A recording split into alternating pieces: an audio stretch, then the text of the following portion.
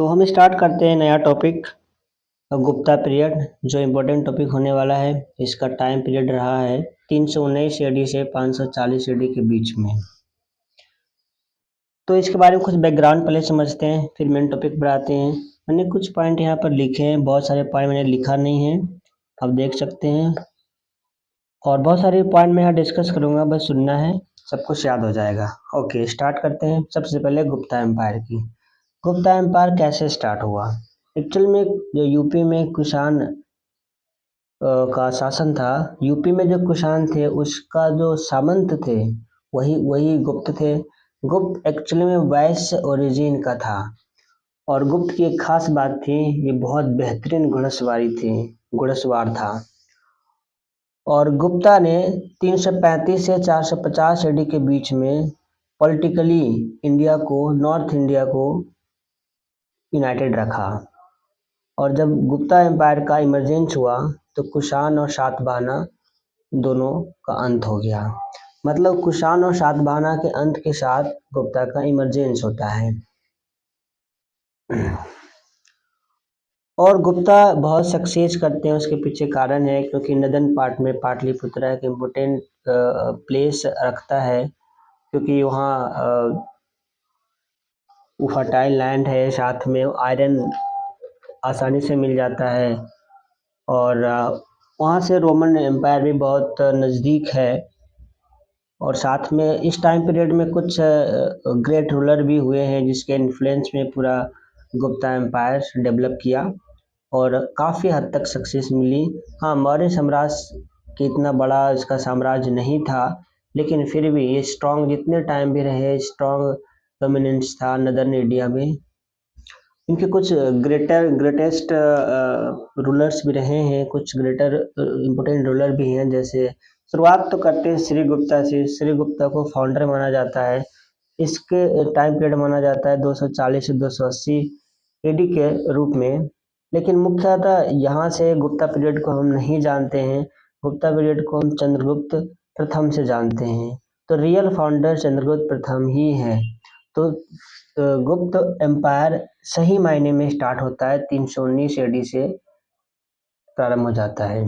तो हम स्टार्ट करते हैं चंद्रगुप्त मौर्य से। चंद्रगुप्त मौर्य को रियल फाउंडर माना जाता है और ये गुप्ता डायनेस्टी का फर्स्ट इम्पोर्टेंट किंग होते हैं। और ये अपने साम्राज्य विस्तार मैट्रिमोनियल अलायंस के जरिए प्रारंभ करते हैं, जिसमें इसी कड़ी में उसने लिच्छवी की राजकुमारी कुमार देवी से शादी करता है और इस तरह से अपनी पोजीशन स्ट्रेंथन करता है। इसने महाराजा धीराजा की उपाधि भी ग्रहण की और साथ में इसने 319-20 एडी में गुप्ता एरा भी प्रारंभ किया था। और इसने सोने के सिक्के भी जारी किए, जिसे हम दिनार भी कहते हैं। अब आते हैं समुद्रगुप्त पर। समुद्रगुप्त का टाइम पीरियड रहा है 335 एडी से 380 एडी के बीच में। अच्छा, जैसा कि हमें पता है कि चंद्रगुप्त प्रथम का टाइम पीरियड रहा है 319 एडी से 335 एडी के आसपास का टाइम पीरियड 34-35। समुद्रगुप्त एक्चुअल में चंद्रगुप्त प्रथम का पुत्र है और इसने अपने साम्राज्य का विस्तार सबसे ज़्यादा किया। इसने बहुत बड़ा किया साम्राज्य को। और इसके बारे में वीए स्मिथ कहते हैं कि ये इंडियन नेपोलियन है। तो नेपोलियन ऑफ इंडिया के नाम से जाना जाता है समुद्रगुप्त। और ये कभी हार को देखे नहीं थे। साथ में म्यूजिक लवर भी हैं, कविराज है, उसके कोर्ट पोएट के रूप में हरि सेन उसकी कोर्ट में रहते थे। और उसने कोर्ट लैंग्वेज के रूप में संस्कृत को डिक्लेयर करके रखा था।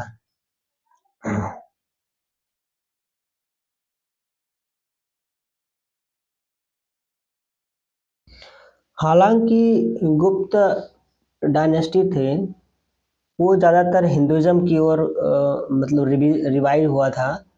मतलब ये कि गुप्त एम्पायर में दोबारा से हिंदुज़म रिवाइव होता है, फिर भी इसने बुद्धिज्म और अन्य धर्म को भी उतना ही महत्व दिया। जैसे समुद्रगुप्त की बात करें तो समुद्रगुप्त हिंदू धर्म की ओर तो उसका झुकाव था ही, नो डाउट, लेकिन साथ में बुद्धिस्ट स्कॉलर को भी सम्मान दिए थे। इसका प्रमाण आप देख सकते हैं, जैसे दो बुद्धिस्ट स्कॉलर्स उसके कोर्ट में रहते थे, उसके दरबार में रहते थे। एक का नाम था असंगा और दूसरे का नाम था बासुबंधु वसुबंधु। और समुद्रगुप्त, जैसा कि मैं बता चुका हूँ, म्यूजिक लवर थे और उसके म्यूजिक के प्रति जो आकर्षण था वो आकर्षण उसके गोल्ड कॉइन, जो सोने के सिक्के थे, उसमें दिखता है। उसमें वो वीणा बजाते हुए दिखते हैं। और वीएम स्मिथ, जैसा कि बता चुका हूँ, वीएम स्मिथ उसे इंडिया का नेपोलियन कहते हैं, समुद्रगुप्त के मिलिट्री कन्क्वेस्ट के वजह से। और कुछ और बातें हम जो कि बुद्धिज्म की ओर इसका एक पॉजिटिव माइंडसेट था उसको भी दिखाता है। जैसे एक चाइनीज सोर्स कहते हैं कि जो मेघवर्मन थे, श्रीलंका के उस समय शासक हुआ करते थे, मेघवर्मन, उसने समुद्रगुप्त के पास एक मिशनरी भेजा था, एक परमिशन लेने के लिए कि हम गया में चाहते हैं कि बुद्धिस्ट टेम्पल बने। और उस जो परमिशन था उसको ग्रांटेड किया गया था ये समुद्रगुप्त के द्वारा। तो आप समझ सकते हो बुद्धिज्म के प्रति भी उसने हीन भावना नहीं रखा। अब हम नेक्स्ट डायनेस्टी के इस डायनेस्टी के नेक्स्ट रूलर के बारे में देखेंगे। उसके बाद तो एक ग्रेट रूलर चंद्रगुप्त द्वितीय आता है, जिसे विक्रमादित्य के नाम से भी जानते हैं, लेकिन उससे पहले देखते हैं रामगुप्त। एक्चुअल में समुद्रगुप्त का सक्सेसर रामगुप्त होता है, लेकिन रामगुप्त एक कायर राजा होता है। इसकी एक कहानी दी हुई है, मैं आपको थोड़ा बताना चाहूँगा, इंटरेस्ट हो जाएगा कहानी सुनकर, इंटरेस्टिंग रहेगी, थोड़ा मज़ा आ जाएगा कहानी सुनकर। एक पुस्तक है देवी चंद्रगुप्तम, और इसको लिखा है विशाखा दत्ता ने। तो विशाखा दत्ता की देवी चंद्रगुप्तम के अनुसार ऐसा ऐसा कहा गया है कि एक बार युद्ध हुआ था रामगुप्ता के बीच में और सकारोलर के बीच में। और उस टाइम में रामगुप्ता ने सरेंडर कर दिया था अपनी पत्नी ध्रुव देवी को, सकारोलर को, जो सका इन्वेडर थे उसको। तो अपनी रानी का, अपनी महारानी का और अपनी भाभी का, चूंकि रामगुप्ता अ, ये चंद्रगुप्त द्वितीय का भाई था, बड़ा भाई था, तो उसने अपनी भाभी की लाज बचाने के लिए अ, वो सका से युद्ध करते हैं और सका के चीफ को मार देते हैं और वहां से उसके सिंहासन को छीन लेते हैं। और साथ में अ, उसकी पत्नी को भी अपने साथ में रखते हैं और अपनी भाभी से भी शादी कर लेते हैं। तो ऐसी कहानी रहा है, और इस तरह से रामगुप्ता को रिप्लेस करके ये चंद्रगुप्त द्वितीय गद्दी पर आकर बैठता है। और ये कहानी एक्चुअल में, जैसा कि मैं बताया हूँ, कि विशाखा दत्त की देवी चंद्रगुप्तम में है। इसके अलावा इसके साक्ष्य, इस स्टोरी का कुछ पार्ट में, इस स्टोरी का जो वर्णन अन्य जगह भी है, जैसे बाणभट्ट की एक पुस्तक आती है हर्षचरिता, उसमें भी देखने को मिलता है। राजशेखरम की एक पुस्तक आती है काव्य मीमांसा, उसमें भी देखने को मिलता है। तो कुछ इस तरह की कहानियां देखने को मिलती है। हम अब मुख्यतः बात करेंगे चंद्रगुप्त द्वितीय की, जिसका शासन काल रहा है 380 एडी से लेकर 414 या 15 एडी के बीच का टाइम पीरियड। और चंद्रगुप्त द्वितीय कैसे गद्दी पर बैठता है, इसकी कहानी मैंने आपको बताया कि किस तरह रामगुप्ता अ, और उसकी पत्नी ध्रुव देवी और शका, इन सबको लेकर एक कहानी मैंने बताई है। तो उस तरह से वहाँ पर स्टार्ट होता है। रामगुप्ता के बारे में एक पॉइंट और जाननी है कि रामगुप्ता एकमात्र ऐसे गुप्ता रूलर थे जिसने कॉपर कॉइन इशू किया था, तांबे के सिक्के जारी किए थे। किसने? रामगुप्ता।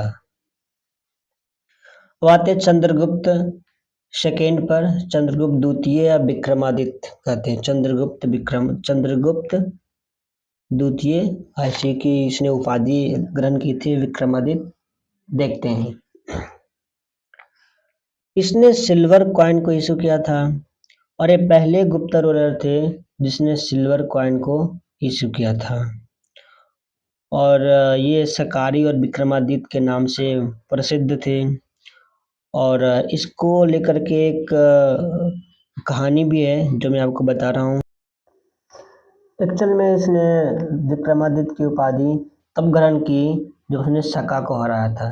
ठीक उसी तरह जैसे पहली बार उज्जैन के राजा ने शक को हराया था विक्रमादित्य ने, तो उसी वजह से यह टाइटल प्रारंभ हो गया कि जो शका को हराएगा वो विक्रमादित्य है। तो चंद्रगुप्त द्वितीय ने शक को हरा करके विक्रमादित्य की उपाधि लिया था, जो कि उज्जैन के राजा विक्रमादित्य ने 58 बीसी में शका के विक्ट्री के ऊपर लिया था। चाइनीज पिलग्रिम फाहियान भी इसी के टाइम पीरियड में मतलब 399 से 414 एडी के बीच में भारत में रहा था। इसके दरबार में आए चाइनीज पिलग्रिम फाहियान और वो आए थे इंडिया बुद्धिज्म को जानने के लिए। और सबसे इम्पोर्टेंट चंद्रगुप्त द्वितीय की यह है कि उसके दरबार में नवरत्न रहते थे। नवरत्न कुछ इस तरह से थे जैसे शंकु हुआ करता था, फिर छपांग, अमर सिंह, भरूची, कालिदास, धनवंतरी, बेताल भट्ट और बारामिहिर और घटपर्कर। फिर से एक बार हम देखते हैं नवरत्न कौन कौन से थे।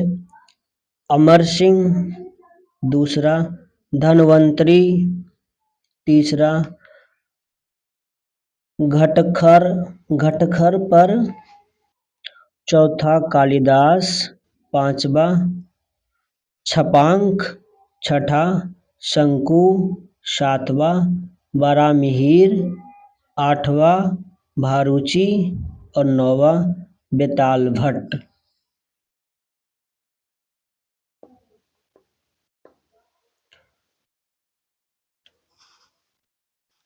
अब हम देखते हैं कुमारगुप्त के बारे में कुछ इम्पोर्टेंट बातें। नेक्स्ट रूलर आते हैं कुमारगुप्त। 415 एडी से 455 एडी के बीच में ये चंद्रगुप्त द्वितीय का पुत्र होता है और इसका शासनकाल शांतिपूर्ण होता है, इसमें ज़्यादा युद्ध वगैरह नहीं होते हैं। लेकिन इसके टाइम पीरियड में हून और पुष्यमित्र डायनेस्टी ने मतलब इन्वेड किया था गुप्ता एम्पायर को। और यही वो व्यक्ति थे जिसने नालंदा यूनिवर्सिटी की स्थापना करा था। नालंदा यूनिवर्सिटी को या नालंदा महाविहारा, जहाँ पर बुद्धिस्ट को लेकर के लर्निंग सेंटर था, ग्रेट लर्निंग सेंटर था उस टाइम पीरियड का। नेक्स्ट हमारा रूलर्स आते हैं स्कंदगुप्ता। 455 एडी से 467 एडी के बीच में ये कुमारगुप्त का पुत्र होता है। और इस टाइम की एक खास बात यह है कि इस समय हून आक्रमण करता है, लेकिन हून को हराने में ये सफल होते हैं। इसी के टाइम में हून बड़ा भयानक ढंग से आक्रमण। हुना के बारे में स्कंदगुप्ता के बारे में कहा जाता है कि जैसा कि वो भीतरी रिकॉर्ड और जूनागढ़ इंस्क्रिप्शन में रेफर किया गया है, मेंशन किया गया है कि 4 कैटेगरी के दुश्मन को इसने ओवरकम किया था। जैसे एक पुष्यमित्र को, दूसरा जो दुश्मन वाला राजा है उसको, हुना को, और चौथा एम्परर के जो अदर बेटे हैं उसको कैसे हैंडल किया, इसकी चर्चा इस इंस्क्रिप्शन में दी गई है। और ये लास्ट ग्रेट रूलर था गुप्ता डायनेस्टी का। और उसके बाद धीरे धीरे जो गुप्ता डायनेस्टी के रूलर्स आए वो उतने ज़्यादा सक्षम नहीं थे, और धीरे धीरे फिर जा कर के डिक्लाइन होने प्रारंभ हो जाता है। कैसे डिक्लाइन किया उसकी भी हम चर्चा करेंगे। तो देखते हैं कि ये गुप्ता एम्पायर का फॉल कैसे हो गया।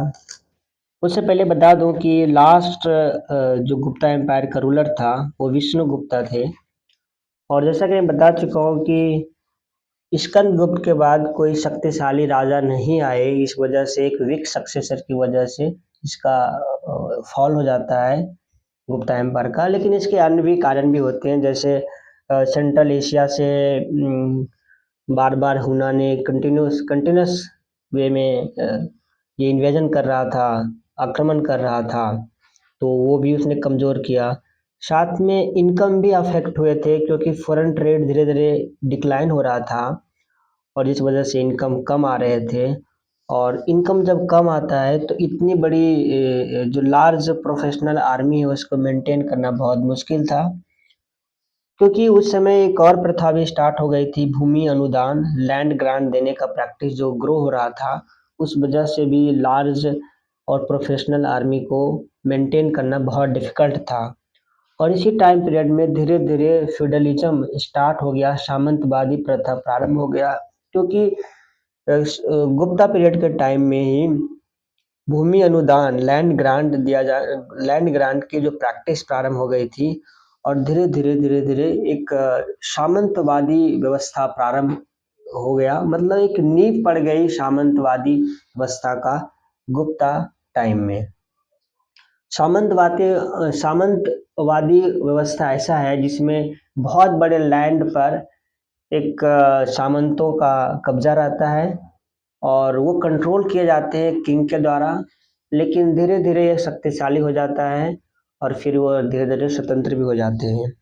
तो जो बहुत बड़े लैंड के जो मालिक हैं सामंत, वो धीरे धीरे बढ़ता गया।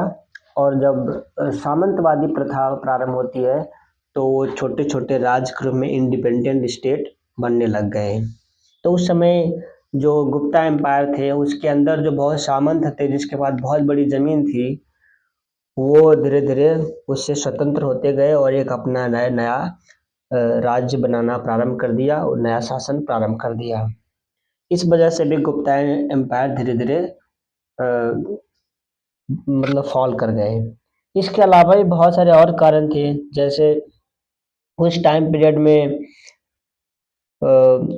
एक्चुअल में जो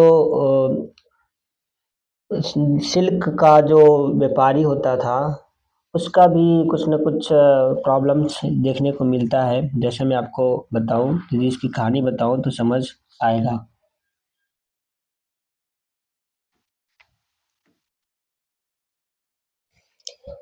जैसे ऐसा देखा गया था कि 473 एडी में गुजरात से मालवा की ओर जो सिल्क बुनने वाले लोग थे, एक संघ था, उसका माइग्रेशन हो जाता है मालवा की ओर में।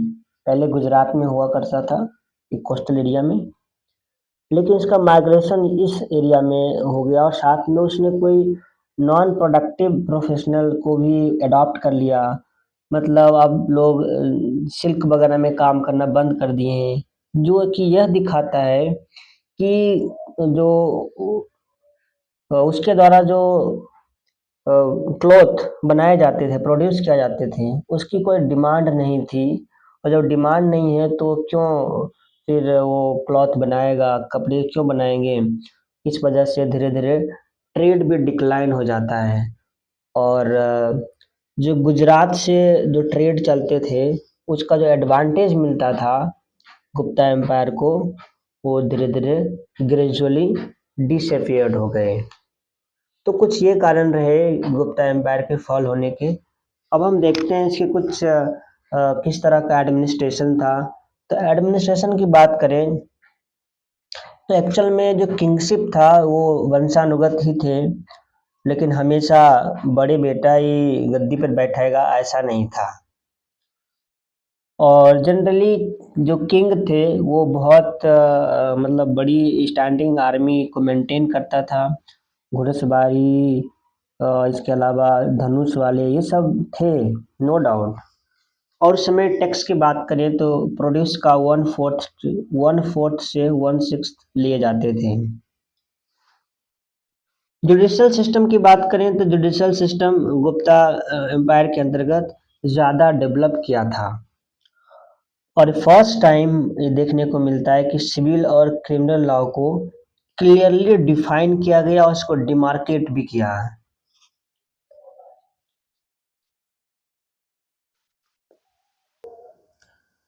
एक बात है मैं याद रखनी हरि सेन के बारे में कि हरि सेन चीफ जज थे।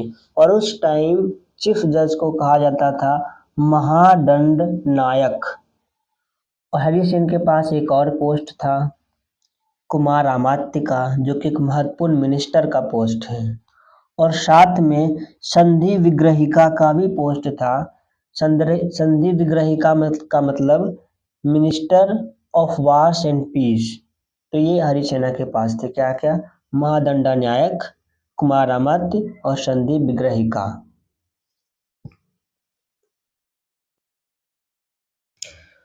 और ये वह टाइम पीरियड था जहाँ पर एडमिनिस्ट्रेशन डिसेंट्रलाइज था। धीरे धीरे धीरे पावर नीचे वाले लोगों के पास आना प्रारंभ हो गया। राजा एक नॉमिनल हेड के रूप में रह गया, बाकी पावर लोअर जो सामंतों के पास आने लग गए, विलेज मैन के पास आने लग गए। और इस समय जो मेजर पोर्ट हुआ करता था उस एम्पायर का, वो सामंती हेड जो थे वही इसको रूल करते थे, उसी के द्वारा उसको चलाया जाता था। और यदि हम फ्यूडल की बात करें, सामंतवादी प्रथा की बात करें, फ्यूडल डेवलपमेंट की बात करें, तो एक्चुअल में स्टार्ट तो डेक्कन में सातवाहना के द्वारा ही हो गया था। लेकिन ये अ, मतलब रेगुलर अफेयर्स में, प्रैक्टिस में बहुत ज़्यादा फेमस जो हुआ गुप्ता टाइम में ही हुआ है। और स्पेशली एमपी वाले रीजन में ज़्यादा हुआ था। और इस टाइम पीरियड में जो फ्यूडल डेवलपमेंट प्रारंभ हो गया, फ्यूडल डेवलपमेंट का क्या मतलब है, मतलब ये कि यहाँ पर लैंड ग्रांट एक्चुअल में डेवलप इस तरह से हुआ कि लैंड ग्रांट की जो प्रथा थी स्टार्ट की गई। ग्रांटेड लैंड वो लैंड हुआ होता था जिस पर कोई टैक्स नहीं लगते थे कभी भी। और उस पर रिवेन्यू को कलेक्ट करने का जो फिजेंट थे, किसान थे, उसे टैक्स कलेक्ट करने का अधिकार उसी का था। तो इस तरह से लैंड ग्रांट किए जाते थे। इस वजह से एक बहुत बड़ा जो एरिया एक सामंतों को चला जाता है और धीरे धीरे स्वतंत्र होने लग जाते हैं छोटे छोटे राज्य।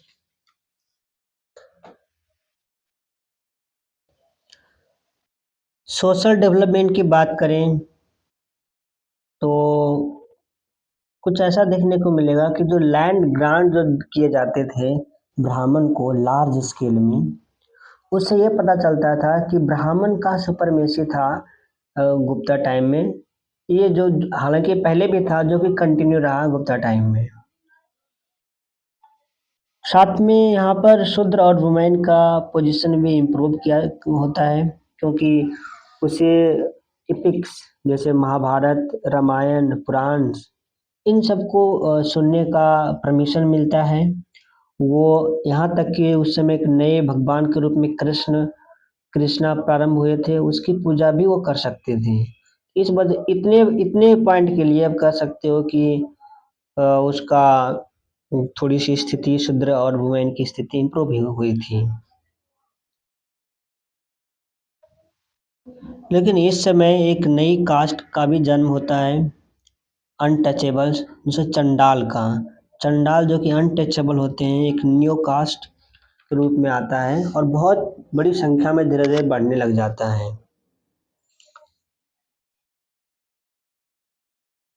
उस समय की एक इंटरेस्टिंग बातें और थी, जैसे जो उस समय का जो लोअर वर्ण की जो वुमेन थी, उसको अपने लाइवलीहुड को चलाने के लिए, अर्न करने के लिए फ्रीडम था कि आप जाकर कमा सकते हो। मतलब एक तरह से उसको एक फ्रीडम मिली थी। लेकिन ये फ्रीडम अपर कास्ट की जो वुमेन थी उसको नहीं दिया गया था। ओवरऑल ये कह सकते हो कि लोअर कास्ट की जो वुमेन थी उसका पोजीशन थोड़ा गुड था, लेकिन हायर वर्ना की वुमेन का पोजीशन थोड़े से बैड थे इस टाइम पीरियड में। और यहाँ सती प्रथा के भी मतलब कुछ साक्ष्य मिले हैं 510 ईडी में, तो ये भी एग्जिस्ट करती थी सोसाइटी में। इकोनॉमिक अफेयर्स अगेन हम बात करें तो लैंड रेवेन्यू इसका मेन सोर्स था इनकम का। टैक्स 1/4 to 1/6 प्रोड्यूस कर लिए जाते थे।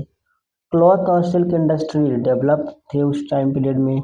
और 5 कैटेगरी के लैंड रेवेन्यू यहाँ कलेक्ट किए जाते थे।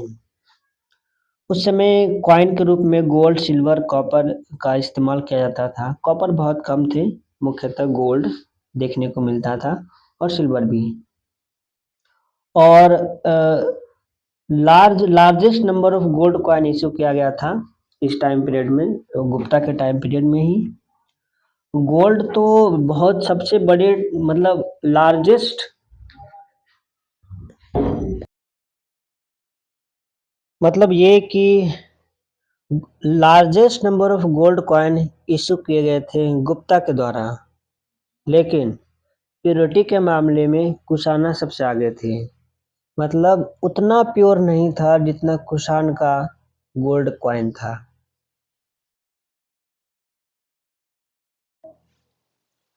तो इस तरह से हमने कुछ इम्पोर्टेंट पॉइंट डिस्कस कर लिए हैं।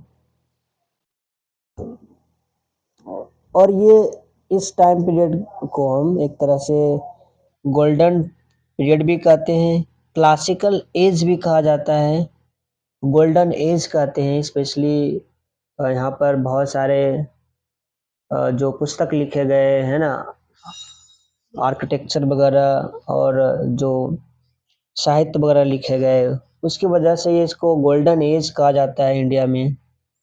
और मुख्यतः ये इंडिया के जो नदन वाले पार्ट हैं उसी में ये मतलब इसका डेवलपमेंट हुआ था। हम इसको मोर एलाबोरेटली समझें तो कुछ इस तरह समझ सकते हैं कि आर्ट की बात करें तो गुप्ता पीरियड को ही है ना गोल्डन एज कहते हैं एंशियंट इंडिया का, क्योंकि यहाँ पर largest number of gold coin issue किए गए थे। इसके अलावा जो सबसे इम्पोर्टेंट पैट्रॉन था आर्ट का, आर्ट एंड लिटरेचर का, वो समुद्रगुप्त और चंद्रगुप्त द्वितीय था। जैसा कि आप देख सकते हो कि समुद्रगुप्त को कॉइन पर बीना बजाते हुए रिप्रेजेंट किया गया है। और इस समय आर्ट और लिटरेचर बहुत आगे बढ़े, इस वजह से इसको गोल्डन एज कहा जाता है। और इसमें रिलीजियस आर्ट भी हुआ करते थे। और यदि हम बात करें कि किस मतलब धर्म की बात करें, रिलीजन की बात करें, तो ब्राह्मणिज्म उस समय बहुत आगे बहुत डेवलप फॉर्म में चला गया था। और जो त्रिमूर्ति हैं मतलब त्रिदेव विष्णु, शिव और ब्रह्मा उस समय डोमिनेट कर रहे थे। और लोग विष्णु भगवान के जो मूर्ति है उनकी पूजा भी करते थे उस समय। तो जो मोस्ट इम्पोर्टेंट गॉड उस समय हुआ करता था वो विष्णु हुआ करता था। लेकिन हाँ, दो अलग और विष्णु के अलावा शिव भी इम्पोर्टेंट था, लेकिन सबसे ज़्यादा इम्पोर्टेंट मतलब विष्णु थे। मतलब भगवतिज्म बहुत मोस्ट इम्पोर्टेंट उस टाइम पीरियड में था। ब्राह्मणिज्म है ना बिल्कुल फ्रंट में था। पेंटिंग की बात करें तो अजंता केव पेंटिंग भी देखने को मिलता है जो गुप्ता पीरियड का था, हाई स्टैंडर्ड का देखने को मिलता है, जो महाराष्ट्र के औरंगाबाद में है। अजंता केव पेंटिंग, अजंता की गुफा का पेंटिंग, जो कि बुद्ध और बुद्धिसत्व के से बुद्ध के लाइफ और बुद्धिसत्व के बारे में ये चीज़ें पिक्चर के माध्यम से समझाई गई है। तो यहाँ पर आप इंटरेस्टिंग स्टोरी भी यहाँ पर देखने को मिलती है। और इसके अलावा बाघ गुफा पेंटिंग भी देखने को मिलता है, मध्य प्रदेश में पड़ते हैं। और यहाँ पर भगवान बुद्ध और उसके लाइफ की स्टोरी को डिस्क्राइब किया गया है ऐसा पिक्चर के माध्यम से। साथ में डांसिंग गर्ल की पेंटिंग भी देखने को मिलती है बाघ गुफा पेंटिंग में, बाघ कैप पेंटिंग में। हाँ, जहाँ तक आर्किटेक्चर की बात करें तो गुप्ता पीरियड आर्किटेक्चर के मामले में पुअर था। आर्ट वहाँ पर बहुत सारे थे। लिटरेचर के मामले में सबसे ज़्यादा डेवलपमेंट हुआ था। तो लिटरेचर की वजह से उसे गोल्डन एज भी कहते हैं, क्योंकि बहुत सारे सेकुलर लिटरेचर भी वहाँ पर प्रोड्यूस हुए। कुछ के नाम हम इस तरह से याद भी, जैसे अभिज्ञान शकुंतलम, जो कि कालिदास के द्वारा लिखा गया पुस्तक है, और इसका ट्रांसलेशन भी किया गया है यूरोपियन लैंग्वेज में। भगवद गीता, जो कि महाभारत का एक इम्पोर्टेंट पार्ट है, इसको भी यूरोपियन लैंग्वेज में ट्रांसलेट किया गया है। रामायण महाभारत का ऐसा माना जाता है कि जो कंपाइलेशन जो किया गया था प्रोबेबली इसी टाइम पीरियड में किया गया था। और यहाँ पर रिलीजियस लिटरेचर भी काफ़ी बड़े संख्या में इसका प्रोडक्शन हुआ।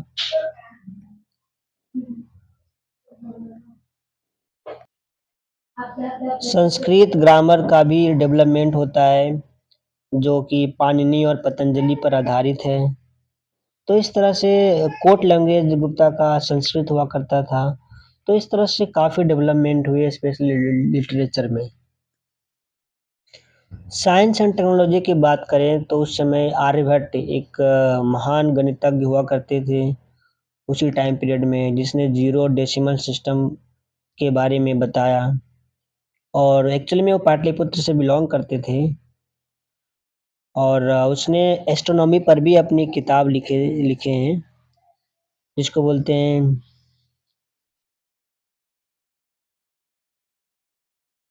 साइंस और टेक्नोलॉजी के बारे में देखा जाए तो सबसे ज़्यादा इम्पोर्टेंट जो बेस्ट एग्जांपल आपको देखने को मिलेगा, आयरन पिलर, जो कि दिल्ली के नज़दीक महरौली में देखने को मिलता है। वो उस समय का गुप्ता पीरियड में बनाया गया ये पिलर्स है, क्योंकि आज भी उसमें जंग नहीं लगा है। तो समझ सकते हैं कितनी बेहतरीन टेक्नोलॉजिकल स्किल वहाँ डेवलप थे क्राफ्टमैन का।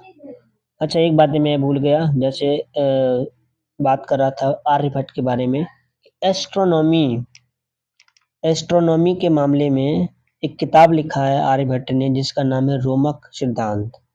उसने भी कंपाइल किया है एस्ट्रोनॉमी के फील्ड में। तो कुछ इस तरह से गुप्ता पीरियड खत्म हो जाता है।